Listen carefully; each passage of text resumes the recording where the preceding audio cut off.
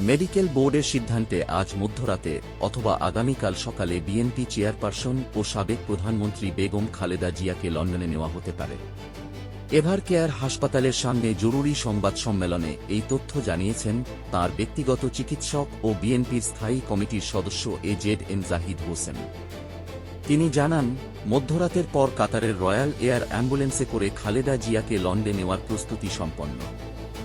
তাঁর সাথে সার্বক্ষণিক চিকিৎসার জন্য থাকছে 14 সদস্যের একটি বিশেষজ্ঞ ডাক্তার দল। ডাক্তার জাহিদ আরও বলেন, মেডিকেল বোর্ডের দীর্ঘ আলোচনার পরই এ সিদ্ধান্ত নেওয়া হয়েছে। লন্ডনের একটি হাসপাতালের সঙ্গেও ইতোমধ্যে যোগাযোগ শেষ হয়েছে। তিনি আশাবাদ ব্যক্ত করেন, উন্নত চিকিৎসায় সুস্থ হয়ে খুব শিগগিরই আবারও তিনি দেশের মানুষের মাঝে ফিরে আসবেন।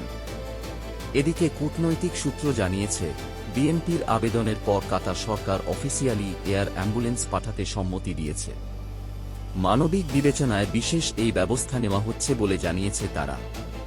খালেদা জিয়ার চিকিৎসায় সহায়তা করতে ঢাকায় আছেন যুক্তরাজ্যের বিশেষজ্ঞ চিকিৎসক রিচার্ড বেলে এবং চীনের আরও 4 জন বিশেষজ্ঞ চিকিৎসক।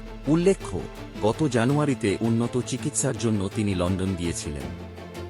সেখানে 4 মাস থাকার পর 6 মে দেশে ফেরেন।